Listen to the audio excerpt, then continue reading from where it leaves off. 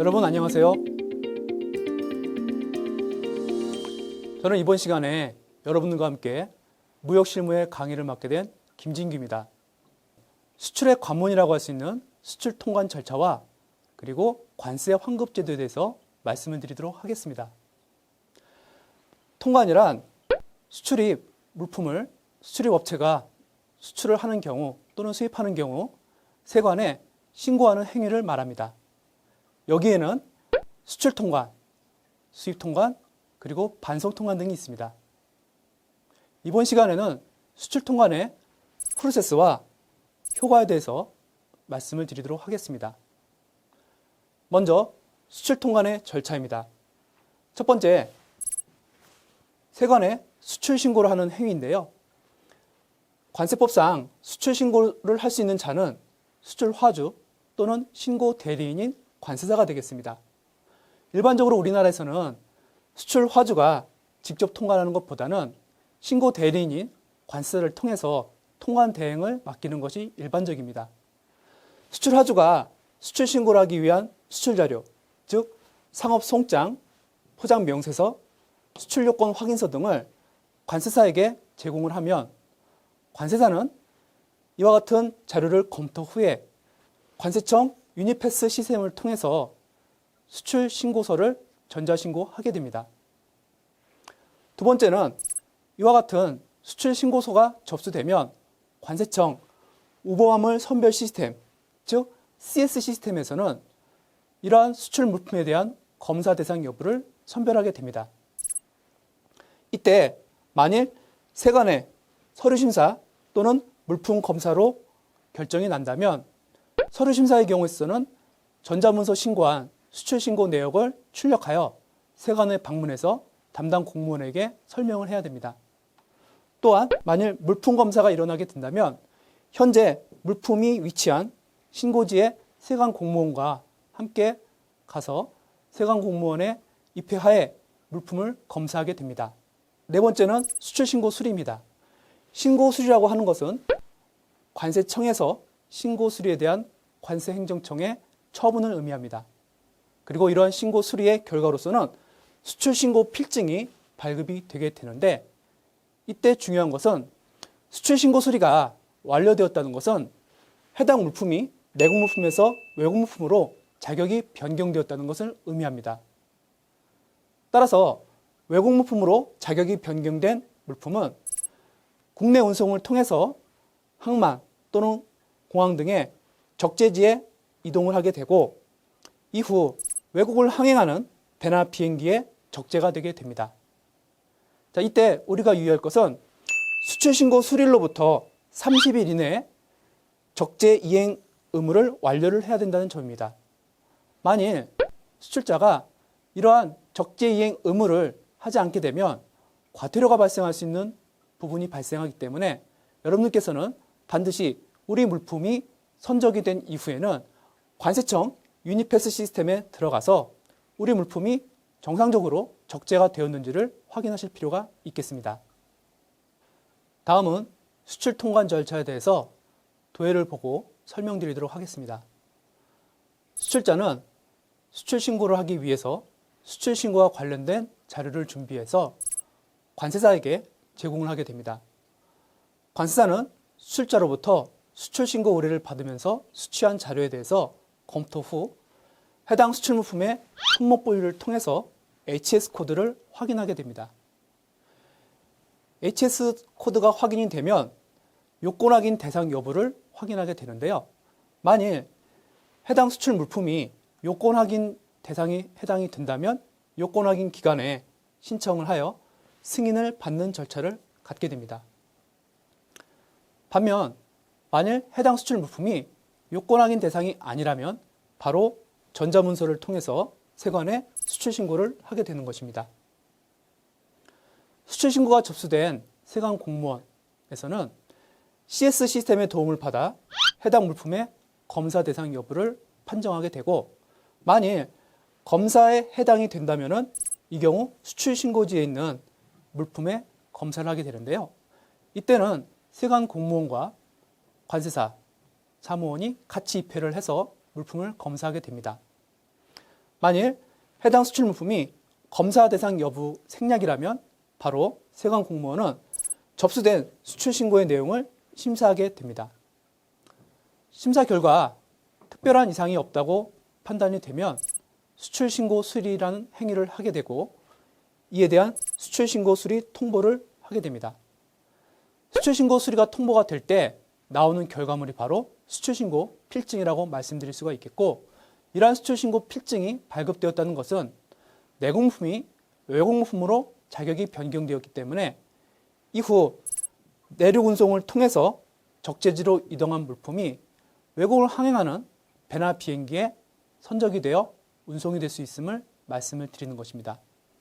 다음은 관세환급 제도에 대해서 말씀을 드리도록 하겠습니다.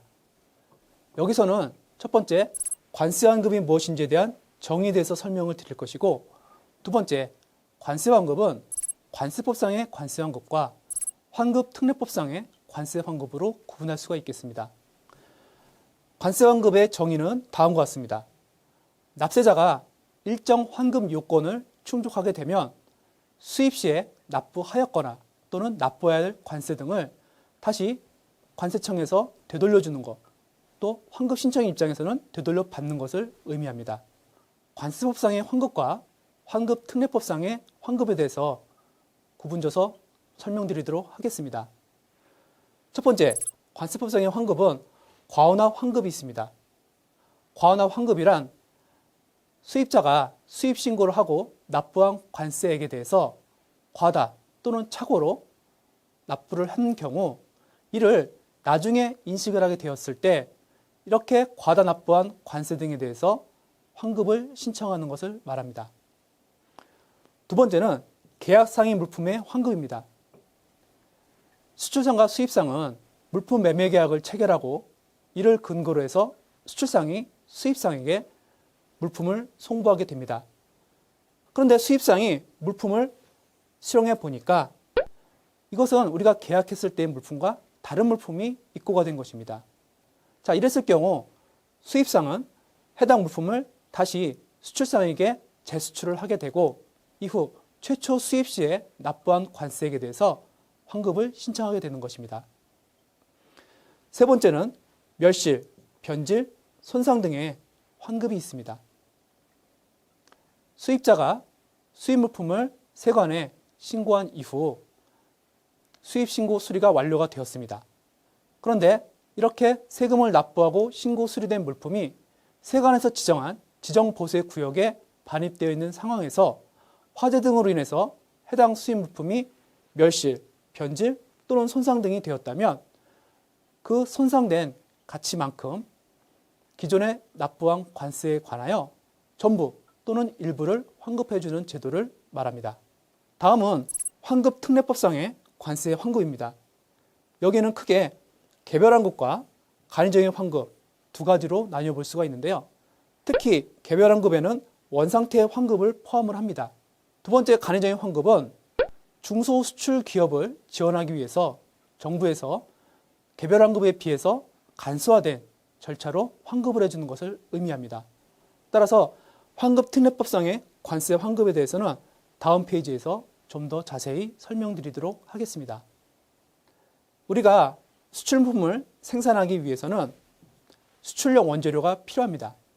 수출용 원재료를 확보하게 되면 그러한 수출용 원재료가 공장에 반입되어 생산 가공이 되어 완제품인 수출물품이 준비가 될 것입니다. 이러한 수출물품이 확보가 되게 되면 앞서 살펴보신 세관의 수출신고 이후에 우리는 관세 환급을 신청할 수가 있게 되겠는데요. 여기에는 아까 말씀드렸던 개별환급과 간이적인 환급 두 가지가 있습니다. 개별환급은 환급 제도에서 원칙이라고 볼 수가 있겠고 이러한 개별환급은 대기업을 비롯한 중소기업 등에 제한이 없습니다.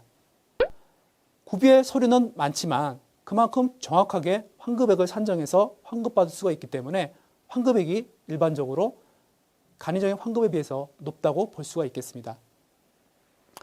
두 번째는 간이적인 환급입니다.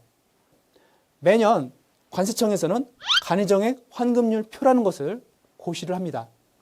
이러한 간이정액 환급률 표는 HSK 10단위 품목별로 간이정액이 환급이 나오게 되고요. 그 다음에 이런 것들에 대해서 수출신고 필증이 있다면 이와 같이 중소제조업체가 간이정액 환급을 신청할 수가 있는 것입니다. 자, 이때 모든 중소기업이 다 간이정액 환급을 받을 수 있는 것은 아니고요. 자, 아래와 같은 요건이 있는데 이를 살펴보면 직전 2년간 매년 환급액이 6억 원 이하인 그런 중소제조업체를 대상으로 간이정액 환급을 받을 수가 있습니다. 자, 이러한 간이정액 환급은 아까 말씀드렸던 개별 환급에 의해서 환급 절차 구비 서류가 간소화됐다고 말씀을 드렸는데요. 수출 신고가 되었다는 증명서, 즉 수출 신고 필증만 있으면 되기 때문에 우리 중소제조기업 입장에서는 매우 간편한 방법으로 환급을 받을 수 있다는 장점이 있습니다. 다만 간이정액 환급률 표 상에 제한된 금액만큼만 환급받을 수가 있기 때문에 개별 환급에 비해서는 다소 적은 금액을 환급받을 수 있는 그런 특성을 가지고 있다고 볼 수 있겠습니다. 그렇다면 이 두 가지를 다 사용할 수 있느냐? 그렇진 않습니다. 우리 중소기업이나 또는 대기업 입장에서는, 특히 중소제조업체 입장에서는 자신들이 간이정액 환급을 신청하는 것이 유리한지 또는 개별 환급을 신청하는 것이 유리한지를 시뮬레이션을 통해서 확인해 본 뒤에 자신들이 유리한 것을 선택해서 받아야 됩니다. 그래서 이 점을 유의해 주실 필요가 있겠고요. 다음, 이런 내용들에 대해서 구비 서류가 준비가 된다면 관세청에 환급 신청권자, 즉 수출상과 완제품 제조자는 환급 신청을 하게 되고요. 또 이러한 환급 신청을 접수받은 세관에서는 해당 환급 내역에 대한 심사를 하게 됐고 이상이 없다면 환급금 결정에 대한 통지를 하게 됩니다. 이후 세관에서는 한국은행을 통해서 환급금 신청인에게 환급금을 지급하게 되겠고 이와 같이 환급금이 지급됨으로써 1년의 관세 환급 절차가 마무리가 된다고 볼 수가 있겠습니다. 자, 이렇게 해서 이번 시간에 저희가 수출 통관과 관세 환급 제도에 대해서 알아보았습니다.